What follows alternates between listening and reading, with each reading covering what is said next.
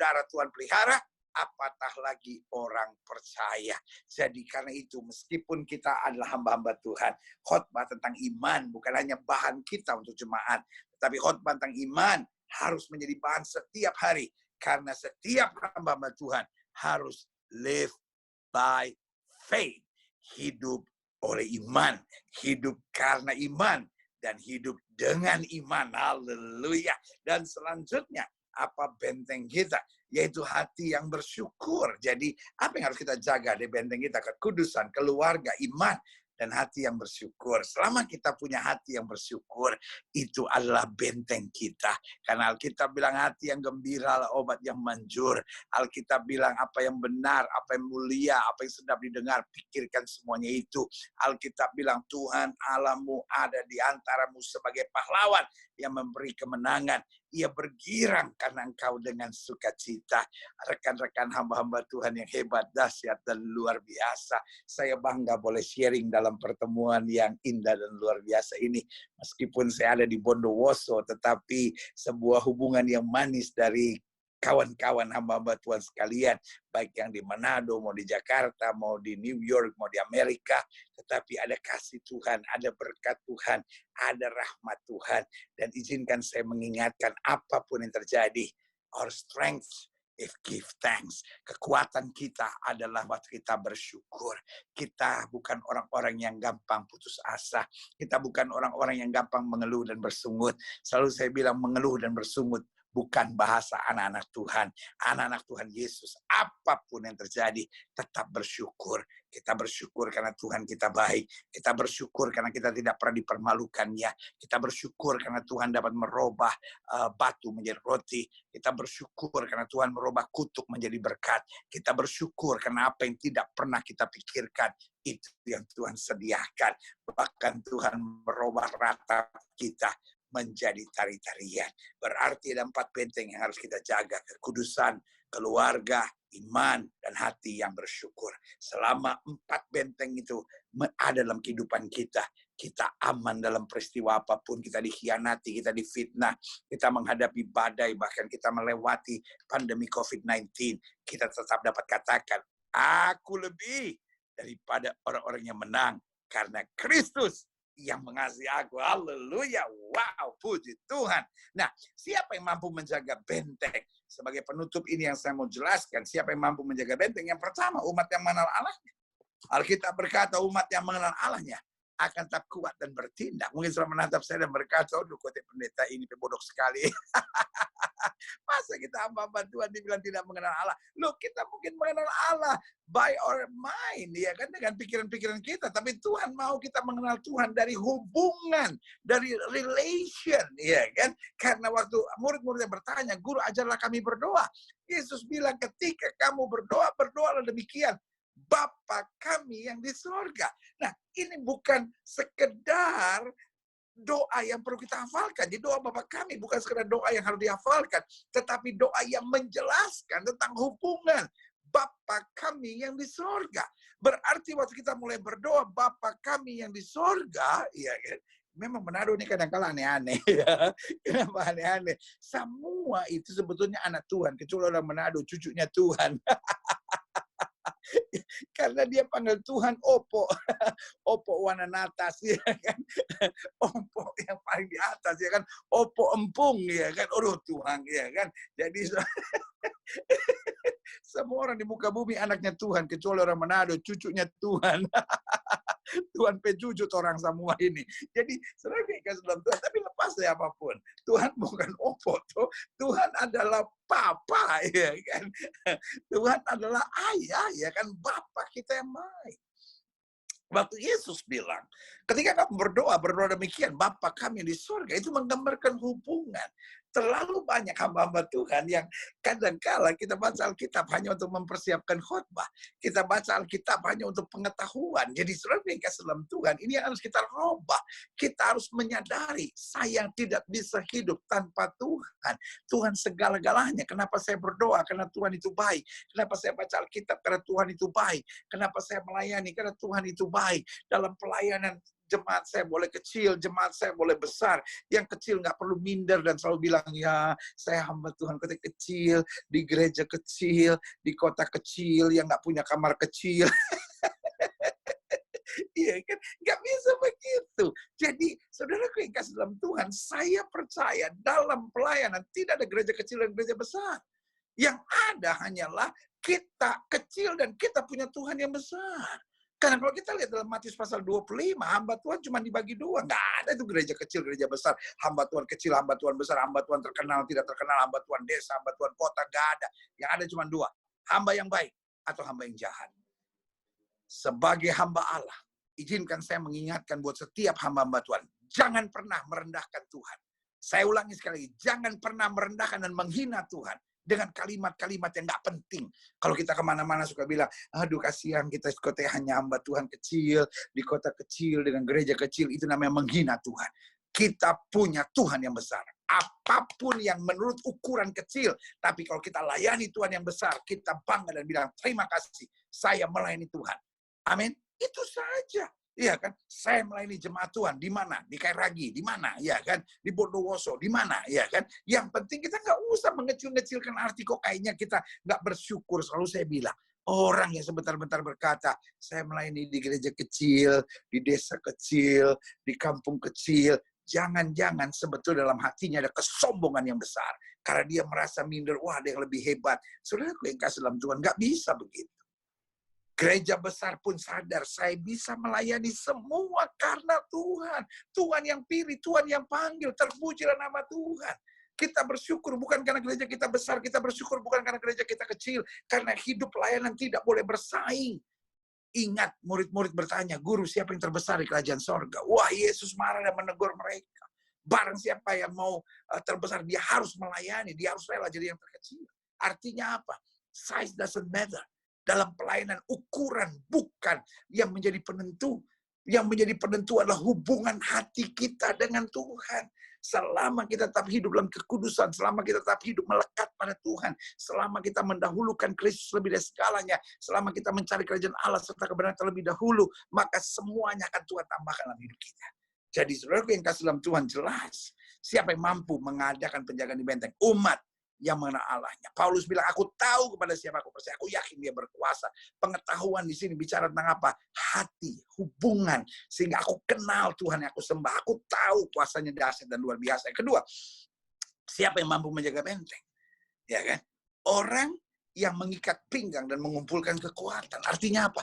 Orang yang tidak mencari kepentingan, kenikmatan, kesenangan. Ingat, kita melayani bukan untuk kepentingan kita, keuntungan kita, nama besar kita, supaya kita dikagumi, dihormati. Tidak. Yohanes bilang apa? Supaya kita semakin berkurang, agar Yesus yang ditinggikan.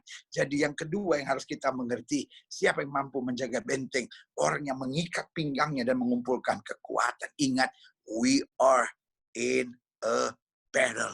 Kita sedang dalam peperangan. Iblis pengen sekali ngancurin gereja. Iblis pengen sekali kita berpecah-pecah. Iblis pengen sekali kita hamba Tuhan menatap yang satu dan bilang, oh, ngananya pakai tangan, ngana nggak tepuk tangan, oh ngan nggak sungguh-sungguh, ya kan? Sebagian bilang, oh ngan pakai tangan, burung siapa yang terlepas, ya kan?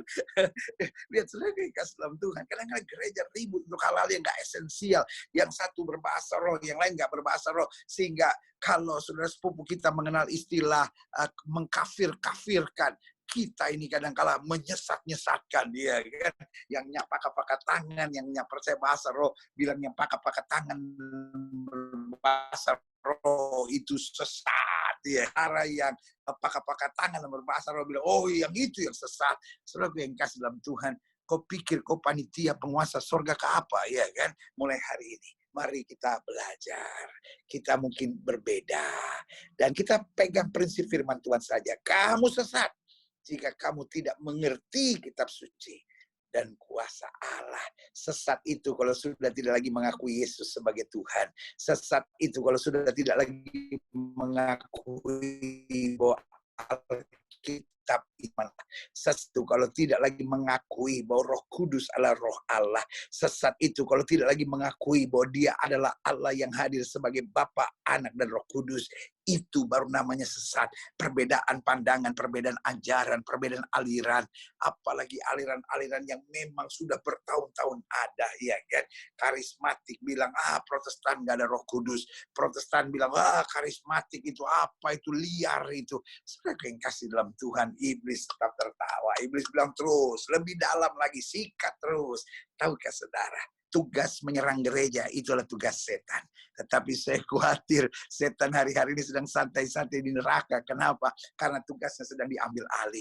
Hamba Tuhan satu nyerang gereja satu, hamba Tuhan lain nyerang gereja lain. Dan akhirnya banyak jemaat stres sendiri dan berkata, biar Jo itu hamba-hamba Tuhan bakal sendiri, buat apa kita ke gereja. Jadi saudaraku yang kasih dalam Tuhan, Alkitab bilang, berbahagialah orang yang membawa damai, karena mereka akan disebut anak-anak Allah. Kadangkala kita berpikir, bagaimana kita bisa berdamai dengan dia? Dia salah, pendeta. Itu cara-cara kerja iblis. Iblis pengen kita saling membenci. Iblis pengen kita saling bersaing. Siapa yang terbenar di antara kita? Tetapi ini yang Kristus mau. Pergi, jadikan sekalian bangsa muridku. Kita terlalu banyak berdebat, kita terlalu banyak saling menyerang, sampai kita lupa pekabaran Injil. Kita lupa mentuntaskan amanat agung. Yesus bilang, ladang Tuhan sudah menguning, matang untuk dituai, tetapi pekerja sedikit. Yang mau berdebat banyak, yang mau menonjolkan diri banyak, yang mau mencari uang dalam pelayanan banyak, yang mau mencari status dalam pelayanan banyak, tapi yang betul-betul bekerja untuk memenangkan jiwa, ini yang kadang kalah sedikit. Jadi siapa itu orang yang Alkitab katakan mampu menjaga benteng? Yang pertama, umat yang mana Allahnya. Yang kedua, orang yang mengikat pinggangnya dan mengumpulkan kekuatan. Yang ketiga, setiap orang yang mau dipulihkan oleh Tuhan. Setiap orang yang mau dipulihkan Tuhan. Karena jelas ayat yang kedua berkata, sungguh Tuhan memulihkan kebanggaan Yakub seperti kebanggaan Israel. Apa artinya dipulihkan? Mungkin tadinya kita pernah jatuh. Mungkin tadinya kita pernah hidup dalam kepahitan, kebencian. Mungkin tadinya kita pernah tertarik dengan hal duniawi. Mungkin tadinya kita goyah dalam hidup kita. Mungkin tadinya kita suami yang kasar terhadap istri. Mungkin tadinya kita suami yang pelit, kakar sekali sama istri. Mungkin tadinya kita istri yang kepala batu sama suami. Mungkin tadinya kita anak muda yang pacaran, lakukan hubungan seks sebelum nikah. Mungkin tadinya kita hamba Tuhan yang penuh persaingan. Kita melihat gereja lain, kita melihat pelayanan lain sebagai persaingan kita. Tetapi hari ini kita berkata, enggak Tuhan.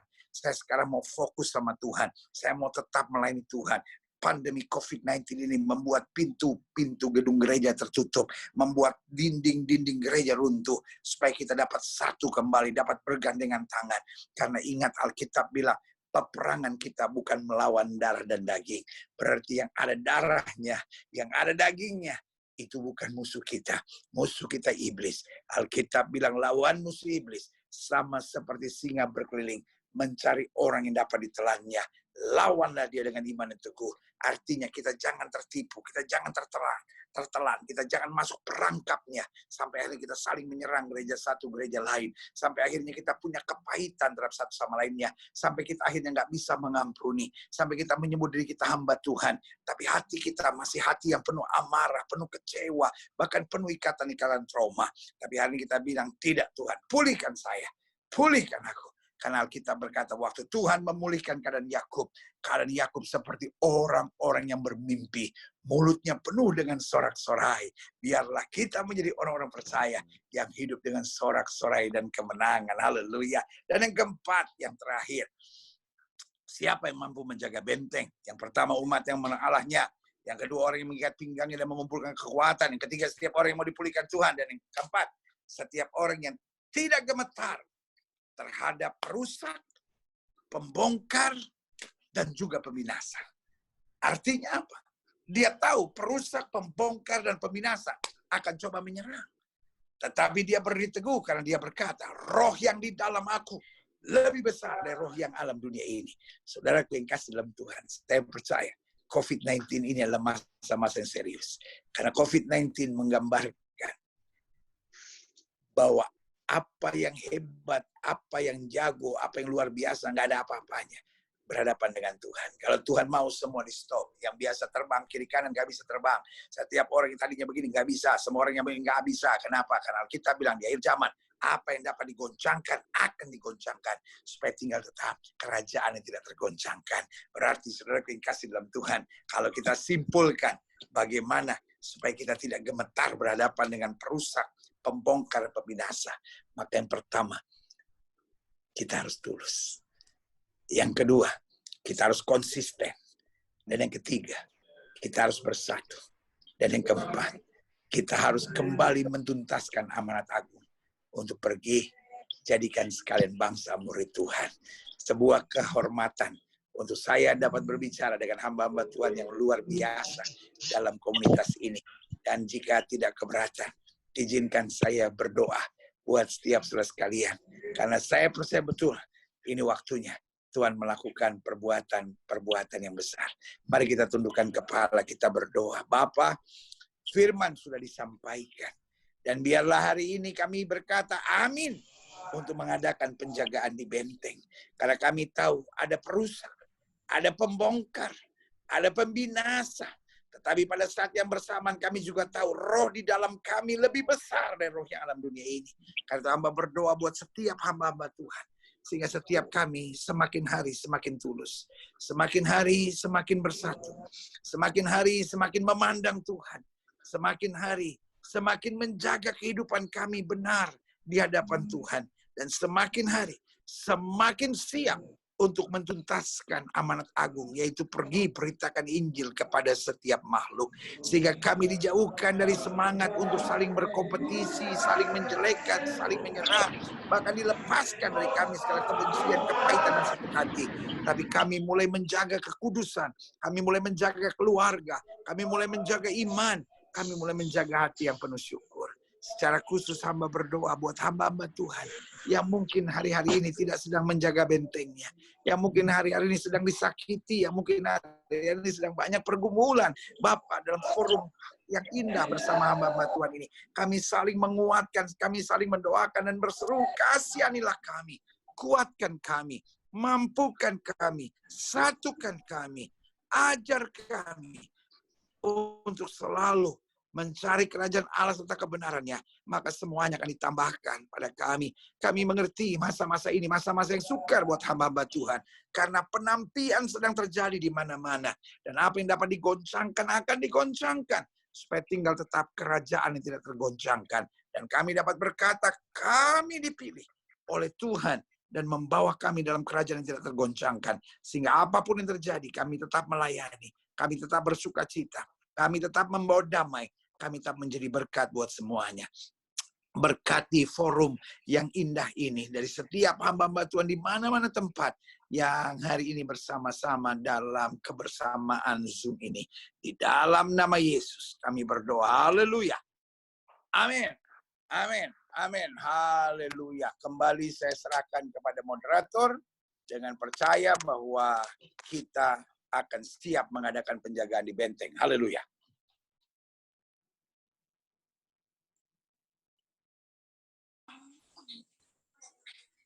Terima kasih Pak Gilbert. Haleluya. Terima kasih. Iya. Terima kasih. Haleluya. Masih mute semua, jadi nak mendengar itu tepuk-tepuk tangan. Haleluya.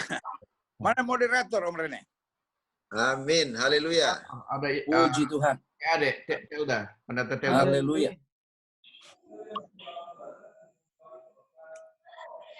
Adek, masih Pastor Gilbert.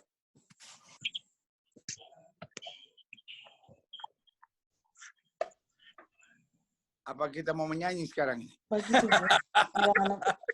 Lucu banget ini. Adek masih off.